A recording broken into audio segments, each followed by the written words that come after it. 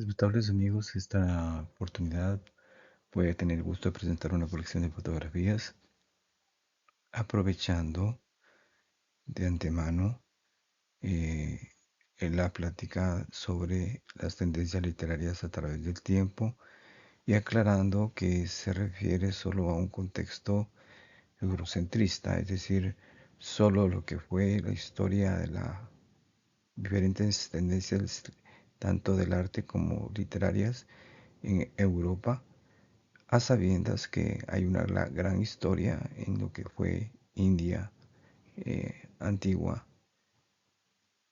Arabia, China, ancestral y no digamos América. Pero en esta oportunidad nos referiremos a lo que fue eh, las diferentes tendencias en diferentes épocas en el continente europeo que obviamente emigraron a nuestro continente americano. Esta es una luna hermosa de octubre y comenzamos entonces los periodos y tendencias literarias más aceptados. La Edad Media, que todos sabemos que comprende del siglo V al V, siglo V al XV, siglo XV. El Renacimiento, que estábamos hablando del siglo XV al siglo XVI, el Barroco, siglo XVII, el neoclasicismo que abarca todo lo que fue el siglo XVIII, el romanticismo que lo tenemos desde la mitad de más o menos desde 1770 hasta 1820, 30, por ahí más o menos. Luego tenemos el naturalismo, la segunda mitad del siglo XIX, el realismo, superrealismo, estamos ya hablando del siglo XX, y en la poesía del Renacimiento. Aquí es una época donde surge el arte con toda libertad, ya que todos sabemos que en lo que fue el periodo medieval, casi 1000 años, eh, todo el pensamiento y el conocimiento estuvo enclaustrado en los centros religiosos. En la Edad Media, del siglo V al XV, como dijimos, la sociedad medieval estaba estructurada en tres clases sociales: la nobleza, el clero y el pueblo. El ideal del hombre medieval es el caballero o el guerrero. Durante la Edad Media, el pueblo entonces era analfabeto. La cultura, como dije antes, estaba encerrada en los monasterios, la iglesia, que era la única representante del saber. Esta es otra luna en una mañana de junio, me parece, en el sur de Guatemala. La lírica de la primera mitad del siglo XVI, todos sabemos que la lírica es todo aquello que se expresaba en el arte desde el punto de vista del autor. Renacimiento, siglo XVI a XVII. La nobleza, el clero y el pueblo son los principales protagonistas en esta época. Al llegar el Renacimiento surge entonces una nueva clase social, la burguesía, que estaba formada por comerciantes y artesanos que tenían dinero. Es decir, esta clase no existía antes, se forma en este periodo y después surge con todo su poder, apoyando diferentes temas del arte y convirtiéndose en una clase social muy poderosa. El ideal del hombre renacentista es entonces el cortesano, hombre de armas, pero ya hombre de letras. Por eso se llama Renacimiento, porque aquí surgen las letras, surge el arte, el pensamiento del hombre se hace más libre y también a más desarrollo en el tema científico. El hombre renacentista siente necesidad de saber y de aprender. Aparecen hombres de ciencia, como dije antes, ya que ya no poseen una educación eclesiástica únicamente. Con la invención de la imprenta durante el siglo XV, se facilita la difusión de los libros. Esta foto es del Parque Central de Guatemala, un atardecer. Volviendo al tema, el poeta renacentista se preocupa por encontrar nuevas formas de expresar la belleza. Los temas más frecuentes son el amor, que se idealiza a la mujer de tal modo que llega a considerarse como un reflejo, la belleza divina. Este amor idealizado se conoce con el nombre de amor platónico. La naturaleza se concibe como un símbolo de la perfección divina. Se describe como un remanso de paz, sosiego y armonía donde se desarrolla la acción amorosa. Esta es otra foto, una bella mañana en la plaza central de la Bella Guatemala, la Asunción. Aquí estamos encima de una de las cúpulas de la Catedral Metropolitana.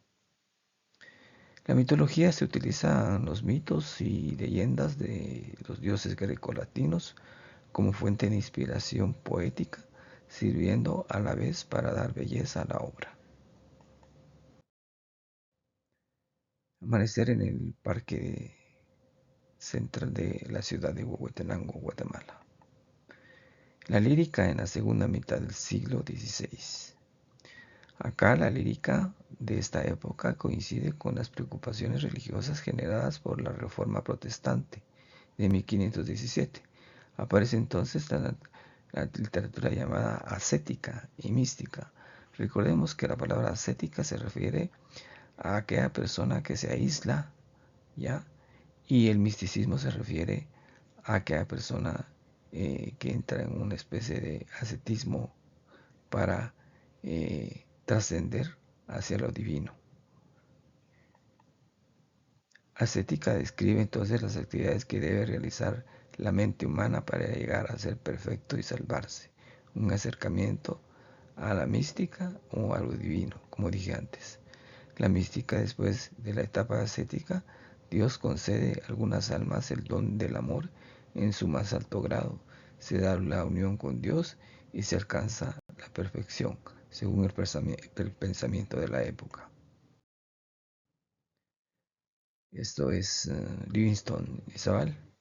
Características de este periodo: la utilización de un lenguaje sencillo, sin demasiados adornos literarios, pero de forma muy cuidada. Esto es en el campo de la literatura. Los temas son religiosos, morales y filosóficos. La mitología sirve de base para poner ejemplos sobre algún tema religioso, moral o teológico. Catedral de Guatemala nuevamente. Periodo barroco. Esta estructura que está acá no representa el periodo barroco, sino el neoclásico. Pero ahorita vamos a hablar del periodo barroco. El barroco es un estilo artístico y un periodo de la historia del arte que se ubica entre el Renacimiento y el neoclásico. Desde su nacimiento en Italia a principios del siglo XVII, se expandió al resto de Europa y llegó a la pintura, la escultura, la arquitectura, la danza, la música y también la literatura. Esta es otra torre de un templo que pertenece a lo que se llamó neoclásico en la fundación de la Nueva Guatemala, la Asunción. Hasta finales del siglo XIX, el término barroco se utilizó como sinónimo de recargo, desmesurado o irracional. Solo para hacer un paréntesis en relación a las fotos. Aquí, cuando se funda la Nueva Guatemala, la Asunción, es cuando coincide la terminación de este periodo que estamos hablando, barroco, y que coincide con estas fotos, pero estas fotos representan, estas dos fotos anteriores representan el neoclásico.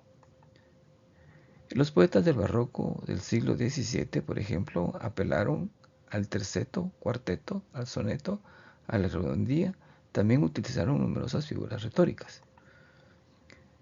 Es en España donde el barroco adquiere una mayor fuerza y originalidad.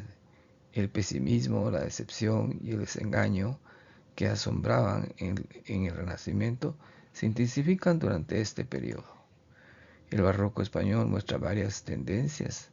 La intención de los autores de desentenderse de la realidad a través de la presentación de un mundo ideal o de rememorar viejas hazañas del pasado, y también apelaban a la sátira y la burla, como es el caso de Francisco de Quevedo, 1518-1645. Lago de Amatitlán, al sur de la capital de la ciudad de Guatemala. Escritores como Pedro Calderón de la Barca, de 1600, y que nació en 1600, perdón, y murió en 1681, optaron por expresar su disgusto con la fugacidad de la vida y la belleza. Tampoco faltaron autores que se propusieron modelos de conducta respetuosa, como la ideología política y religiosa de la época, como fue el gran Baltasar Gracián, que nació en 1601 y murió en 1658. Esta también es bello, una bella luna un atardecer en la ciudad de Guatemala, Parque Central. Periodo neoclásico. Dominante en Europa durante el siglo XVII, el neoclasicismo fue una corriente literaria y artística que aspiraba, en reacción al barroco, al predominio de la razón y la medida, que eran propias de la antigüedad griega y romana. Es decir, vamos a ir viendo a través de esta presentación cómo los diferentes periodos van contradiciéndose y retomándose como en contraposición. En el aspecto literario, el neoclasicismo nace de la imitación de preceptistas italianos y de la literatura francesa del siglo XVII. Las figuras de mayor influencia en la literatura neoclásica son Aristóteles y Horacio, como tendría que ser, ¿verdad? Porque sus periodos pertenecen al periodo clásico que se refiere al mundo griego. Atardecer en la zona 21 de Ciudad de Guatemala. Las obras literarias deben ser didácticas en este periodo, es decir, deben enseñar algo. No les gusta la poesía porque expresa sentimientos. El género preferido es el ensayo, la fábula también, y se usa bastante.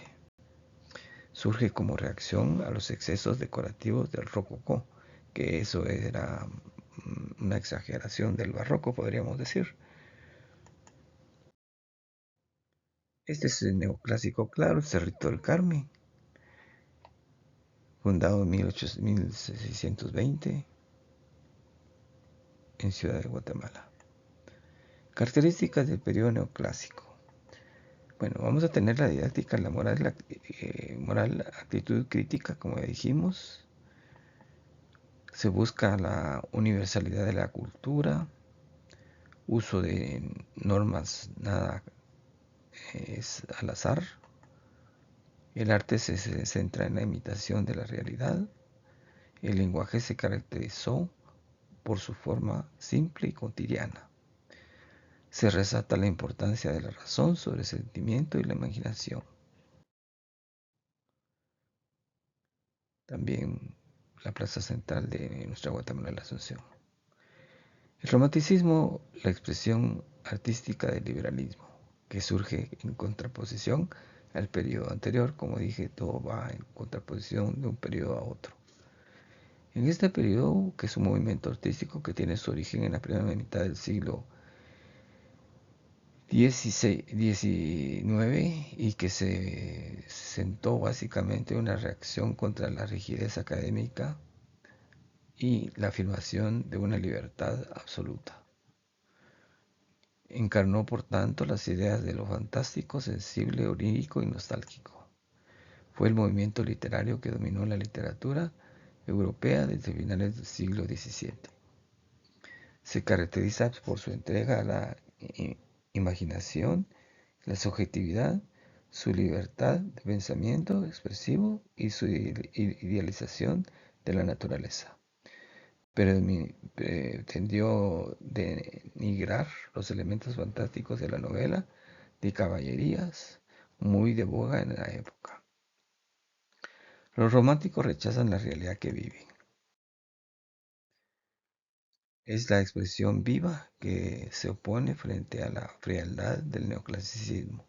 Es una rebelión del individuo contra cualquier norma que le impida expresar sus propios sentimientos. Una de las razones fue el desarrollo del ser como persona, expresarse, la libre expresión, ya que el romanticismo trae una nueva sensibilidad histórica que valora lo humano, las fantasías y la libertad. Se opone por esto al racionalismo del arte neoclásico y su apego a los preceptos de la creación artística.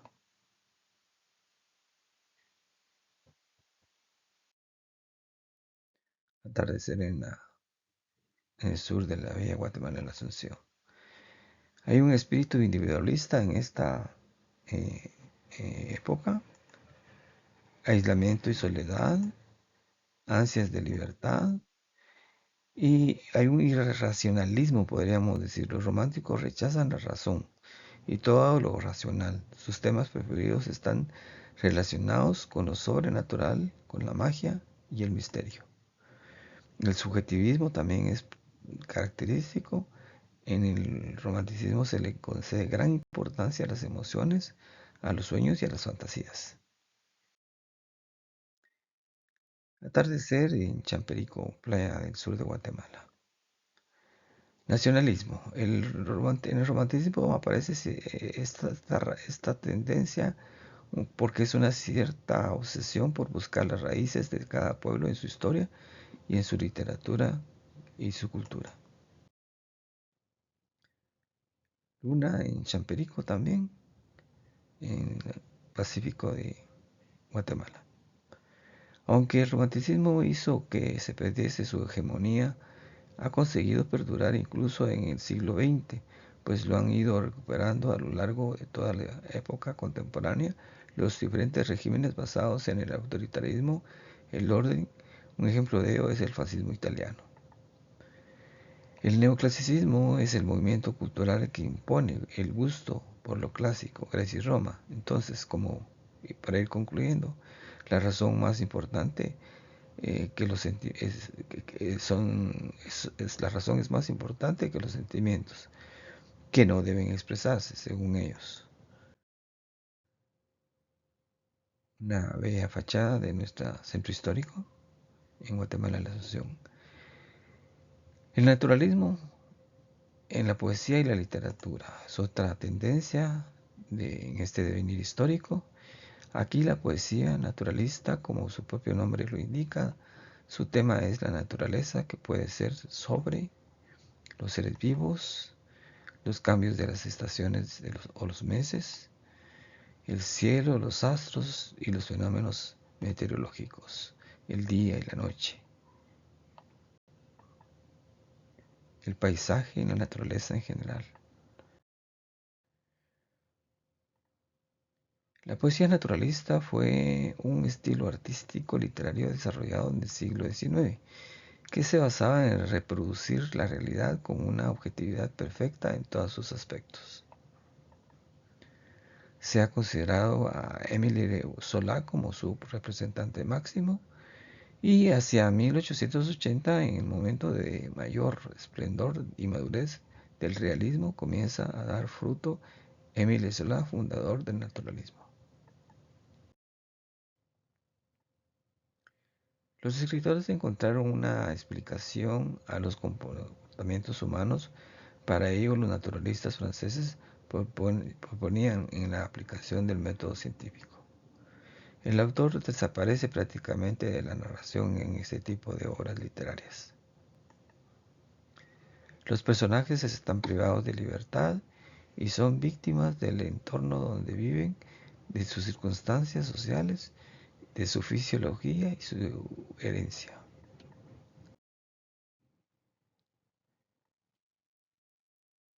cúpula de la Catedral de Guatemala. Y el realismo, que es otra tendencia, inicia durante la segunda mitad del siglo XIX en Europa, casi igual que el anterior. Tiene como fin la imitación fiel de la naturaleza, con su mayor auge en la segunda mitad del siglo XIX. Aparece una rigurosa observación de la realidad como método descriptivo, una utilización de la técnica objetiva frente al subjetivismo romántico. Se intenta descubrir las lacras o cualidades, manías y hasta deformidades sociales y contribuir a eliminarlas. Renace la idea del arte útil. En el estilo se observa una progresiva eliminación de la retórica grandilocuente de los románticos. Se adapta al lenguaje a la condición social del personaje. De ahí la importancia que adquiere el reflejo del habla popular. Refleja ampliamente entonces a la sociedad contemporánea. El centro principal de este movimiento es el personaje. Realismo mágico. El realismo mágico se define como una preocupación estilística y el interés de mostrar lo irreal o extraño como algo cotidiano y común. El realismo mágico es, por así decirlo, un género metalingüístico y literario de mediados del siglo XX. El término fue inicialmente usado por un crítico de arte, el alemán Franz Roth, para describir una obra que demostraba una realidad alterada. El realismo mágico se desarrolla muy fuertemente en las décadas del 60 y 70. Es una tendencia posguerra, podríamos decir, producto de las discrepancias entre dos visiones que en ese momento convivían en Hispanoamérica: la cultura de la tecnología y la cultura de la superstición. Surgió como modo de reacción mediante las palabras ante los regímenes dictatoriales latinoamericanos. Este también es el Pacífico guatemalteco, una playa. El realismo mágico comparte ciertas características con el realismo épico. Épico es todo aquello que el autor literario o artístico se refiere a un hecho histórico, grandilocuente o descriptivo, como la pretensión de dar verosimilitud interna a lo fantástico, lo irreal, a diferencia de la actitud nihilista asumida originalmente por los vanguardias como el surrealismo, que vamos a ver después. Contenido de elementos mágicos fantásticos percibidos por los personajes como parte de la normalidad. Las piedras de Capcin en Huehuetenango. Entonces vienen las vanguardias de las primeras décadas del siglo XX, que son una serie de movimientos que se van contradiciendo, queriendo cambiar y queriendo poner propuestas que vayan mejorando la expresión del artista en sus diferentes géneros. Fueron una serie de movimientos entonces artísticos, como dije antes, de principios del siglo XX, que buscaban innovación en la producción artística. Exploraban la relación entre arte y vida y buscaban reinventar el arte confrontándolo con movimientos artísticos anteriores. Los vanguardistas o el vanguardismo se manifiesta a través de varios movimientos que abordan la renovación del arte, la pregunta por su función social, desplegando recursos que quiebren o distorsionen los sistemas más aceptados de representación o expresión artística.